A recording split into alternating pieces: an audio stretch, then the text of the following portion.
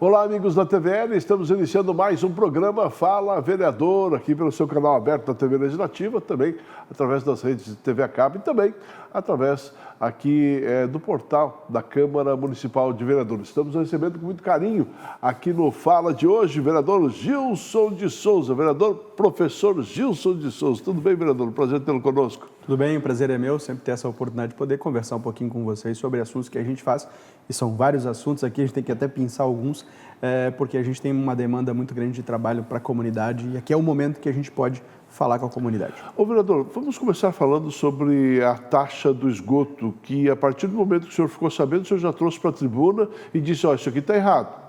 E, além de falar isso aqui está errado, já levou para o Ministério Público também, já questionou o Ministério Público com relação a esse aumento. Gostaria que o senhor, depois, justamente através da própria Comissão de Educação, o senhor chamou a Agir para cá, o senhor chamou a empresa que hoje opera o esgoto para tentar compreender o que realmente está acontecendo. Gostaria que o senhor falasse mais a respeito. Bom, nós fizemos aquilo que um vereador tem que fazer. Quando nós descobrimos isso, porque isso foi feito de uma forma muito mal transparente, ou não teve transparência nenhuma, isso foi feito já em setembro do ano passado, por conta da eleição, não fizeram a assinatura e deixaram para este ano agora, com este novo governo. Quando nós descobrimos, nós fomos um dos primeiros a falar aqui em tribuna esse absurdo, essa taxa horrorosa de 10,72. E o pior, não é só o 10,72, é também dar mais 10 anos de concessão e fazer um tipo de serviço que é 40% com um caminhão fossa. Com todo respeito, a gente acredita que não é a melhor forma de fazer. Mas isso foi feito por quê? Isso é óbvio, isso foi feito para consertar erros da gestão pública lá de 2009, aliás,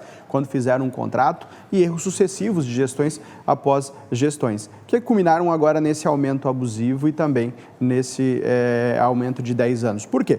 Porque simplesmente querem beneficiar a empresa, sim, a gente viu absurdamente, a Agir deveria fazer a sua parte, não fez a sua parte, o poder público deveria fazer a sua parte, também não fez, e quem está pagando, estão jogando nas costas da população. Então, nós não, além de falarmos na tribuna, nós também fizemos uma denúncia no Ministério Público comprovando que isso realmente não teve transparência nenhuma e foi de forma abusiva. E também chamamos aqui, fizemos um chamamento pela Comissão de Educação, fomos o primeiro vereador que chamou aqui através da sua comissão, eu presido a Comissão de Educação, que também cuida da saúde pública, onde a gente trouxe eles aqui, foi uma audiência que nós saímos bastante chateados, porque não sei se eles acharam que nós não estávamos preparados, mas eu, quando conduzo o meu trabalho aqui, conduzo com muita seriedade, a gente aqui trouxe, eles não vieram com dados, com planilhas, porque a gente quer saber exatamente o que eles não trouxeram aqui, e na verdade o que eles estão escondendo, porque nós queremos saber dentro da planilha de cálculo o que justifica, para a população tem que entender o que justifica a população pagar 10,72% a mais.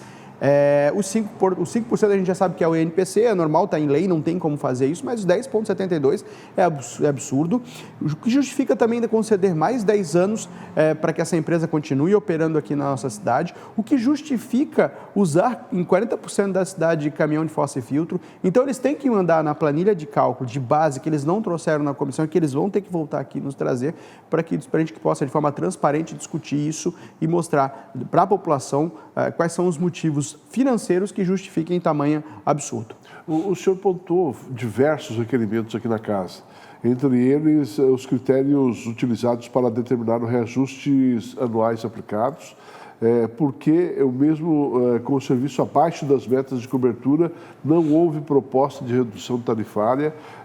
Outro questionamento, houve análise técnica independente dos impactos decorrentes da prorrogação contratual por mais de 10 anos, né? Enfim, são vários questionamentos, né? São vários questionamentos que foram deixados de ser feitos. E aqui, quando eu faço com muita seriedade o meu trabalho. Eu cobro do poder público, ou seja, da prefeitura que assinou esse contrato, que tem responsabilidade sobre isso, quais são os motivos que o fizeram assinar. E, inclusive, disseram aqui para nós que não chegaram a ver a planilha, o que é um absurdo. Como é que você assina um contrato sem ver a planilha? E justifica dizendo que a responsabilidade é Agir, que a Agir obrigou, o que não é verdade também. A Agir não obriga ninguém, a Agir tem que fazer o seu trabalho, a qual está fazendo muito mal feito, e a gente tem apontado isso, porque está lá para regular regular e fiscalizar o contrato e não tem feito isso, e a gente tem comprovado através dos nossos requerimentos, nossos questionamentos, e também a BRK, que obviamente está ali fazendo o seu trabalho e esperando a ausência do poder público, a ausência da AGIR em fazer o seu trabalho. Mas aqui, enquanto vereador, pode ter certeza que não vai ter ausência do nosso trabalho, que é fazer isso, fazer os questionamentos, cobrar dos 3 entes os motivos que levaram a população a pagar. Porque olha só, Marcão, isso foi um erro lá em 2009 do primeiro gestor, lá o João Paulo Kleinobin, quando trouxe para cá, para esta cidade, esse absurdo da concessão. Lá já houve um erro. Depois, sucessivamente, os próximos governos foram empurrando com a barriga e se achou-se normal agora achar que quem vai pagar e quem vai ser penalizado e responsabilizado por vários erros da gestão pública, erros também da empresa da BRK, ou seja, vai botar na conta da população, que vai ter que pagar 10%, 10,72% a mais, vai ter que ter mais 10 anos de um serviço que para mim é muito mal feito e ainda vai ter um serviço que não fica contente, que é 40%, que é usado fóssil filtro, que também para mim isso realmente não está claro. Eles não trouxeram uma claridade para a população de que esse serviço é eficiente. Se fosse eficiente, por que não fizeram isso em toda a cidade? Né? Então, são vários questionamentos que a gente precisa ser feito aqui. E tem que ter coragem, tem que ter compromisso com a população em fazer esses questionamentos. A gente viu muito nos debates, vereador tentando defender o governo, vereador tentando defender a AGIR, vereador tentando defender... Não, e na verdade aqui o nosso trabalho, o meu trabalho é defender a população, é servir a população. Os questionamentos têm que ser feitos em prol da população. Ô, vereador, o senhor disse que o erro já começou em 2009, ou seja, há 16 anos atrás, é isso? Exato. Lá justifica a empresa para ter essa taxa extraordinária de que lá atrás não foram feitos alguns investimentos pela prefeitura. A prefeitura deixou de fazer alguns investimentos. Só que é estranho, né? Porque a empresa, quando assinou o contrato, sabia que a prefeitura não tinha feito, a prefeitura sabia que não tinha feito esses investimentos. Então, o erro foi lá atrás da prefeitura e da empresa, que sabiam muito bem a falta de investimento que foi feito e foi vendido para eles. Então, com todo respeito, não é justo que um erro lá atrás feito pela prefeitura e pela própria BRK, que agora a população tenha que pagar. Ô, vereador, nós temos aí uma CPI que vai ser instalada aqui na Câmara de Vereadores. E o que o senhor espera da CPI e como é que ela será montada? Bom, primeiro, fiz questão de ser o primeiro a assinar, lógico, logo depois do proponente, eu fui o primeiro vereador a assinar. Fiz questão, porque a gente aqui não tem rabo, quem não tem rabo preso com ninguém pode ter coragem de fazer a assinatura.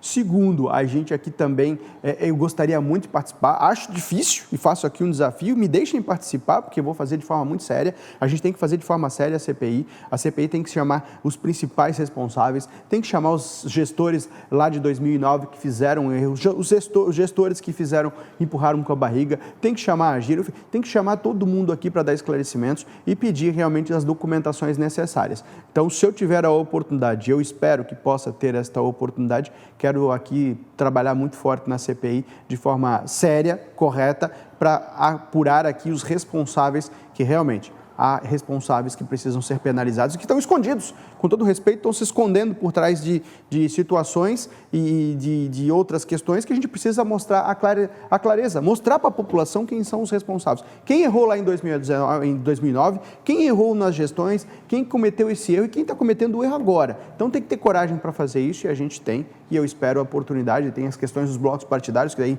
foge um pouco da minha alçada, mas eu gostaria muito de poder participar ativamente dessa CPI. Vereador, o senhor trouxe aqui o representante da AGIR e trouxe aqui também o representante da empresa. O que foi questionado a eles, o que eles respondem aos questionamentos dos parlamentares?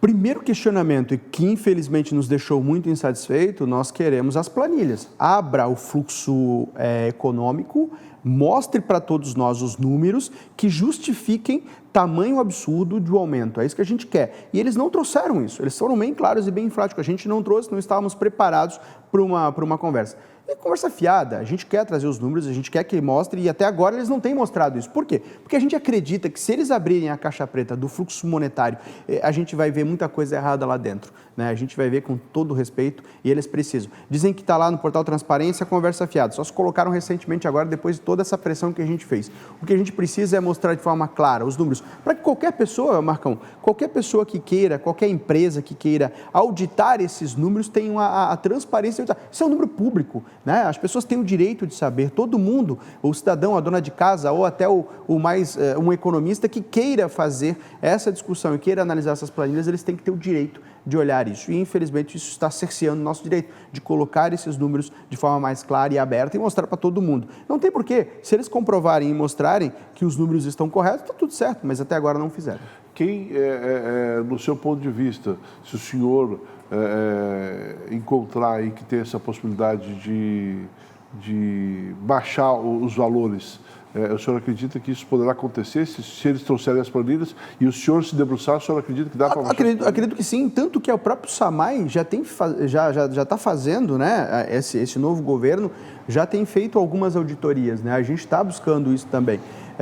Então a gente precisa, e aí, claro, não só nós enquanto vereadores, mas outras empresas sérias do ramo de auditoria também podem auditar esses números. O que a gente quer é que justifique e explique. Ou achar outra alternativa. O que não dá é para penalizar a população. E o que está acontecendo agora é penalizando a população com um aumento absurdo e abusivo da taxa de esgoto. Daqui a pouco começa a inviabilizar, as pessoas não vão conseguir mais pagar a taxa de esgoto, que está atrelada à taxa de água também. Então, daqui a pouco vai virar uma bola de neve e o cidadão que não tem condições não vai ter a condição de fazer e pagar os seus vencimentos. O senhor aguarda o retorno dos representantes aqui para trazer a planilha? Já estamos marcando, eles têm que voltar aqui e voltar trazendo os números, mostrar para todo mundo, abrir, chamar a imprensa e deixar isso de forma muito clara. Tem que trazer aqui e provar por A mais B através do fluxo econômico que esse valor é justo. Vereador, o senhor disse na tribuna que foi dado reajuste aos servidores públicos, mas o senhor defende mais aos servidores públicos. Eu quero falar sobre esse assunto no próximo bloco, pode ser? Pode ser. Vamos ao breve intervalo, daqui a pouquinho a gente retorna conversando hoje com o professor Gilson de Souza. Um minuto só e a gente já volta.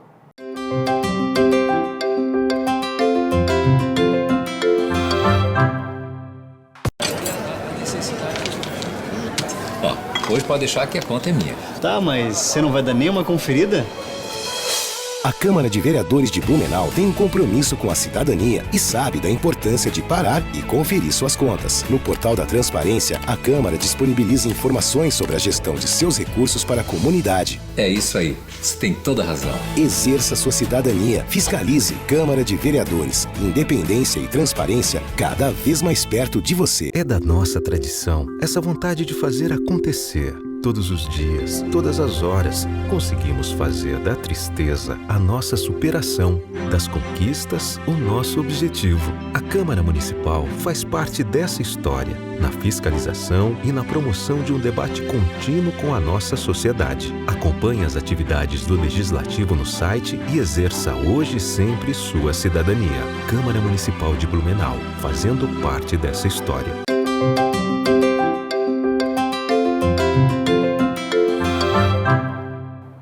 Nós estamos de volta aqui no programa Fala Vereador. Muito obrigado pelo carinho da sua audiência. Quem está conosco aqui hoje no Fala é o vereador, professor Gilson de Souza. Ô vereador, o senhor tem acompanhado aí muito de perto as reivindicações aos servidores. A prefeitura deu aí o reajuste, o INPC, a inflação, mas o senhor disse que quer mais, que é necessário que se sente com o governo e que se garanta aumento real aos servidores municipais. Gostaria que o senhor falasse um pouquinho mais sobre isso. Bom, agora eu vou falar como economista e matemático, e de forma muito didática, né? Quando você reajusta durante um ano, o período da inflação, ela corrói o seu salário.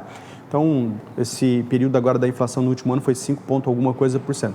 Então, houve uma perda de 5%. Então, quando você reajusta, você está igualando para não ter a perda, mas você não teve nenhum aumento real. É o que aconteceu com os servidores.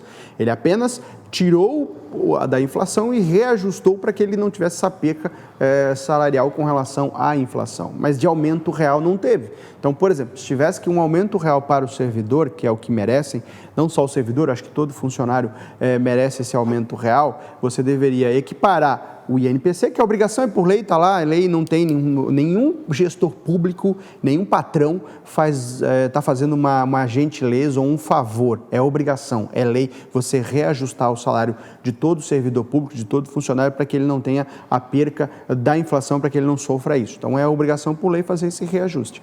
Mas quando você quer dar realmente um valor real, você teria que realmente, além do reajuste do INPC, você teria que aumentar lá 3, 4, 5, 10% ao mais para, de fato, valorizar os nossos servidores públicos que estão aí, que cuidam dos nossos filhos, cuidam da minha filha, cuidam das pessoas que estão nos hospitais, cuidam também das pessoas que estão nos postos de saúde, enfim, fazem todo o atendimento dentro da nossa prefeitura. Então, a gente quer um aumento real. E o que me incomodou bastante, e infelizmente houve uma dificuldade por parte desse novo governo, é que não é só fazer o INPC, o reajuste, ou reajustar, como deu lá o aumento, que aí sim houve um aumento no Vale Refeição, mas é abrir um canal de comunicação com o servidor, porque além desta questão do aumento real, existem outras questões do plano de carreira que são tão importantes e que só conseguem ser feitas se houver um diálogo. E simplesmente o prefeito não abriu esse diálogo, tiveram que fazer uma paralisação durante um dia, botar mais de 3 mil servidores na praça para dizer para você, e aí, prefeito, senta com a gente tem durante um ano inteiro um calendário de conversas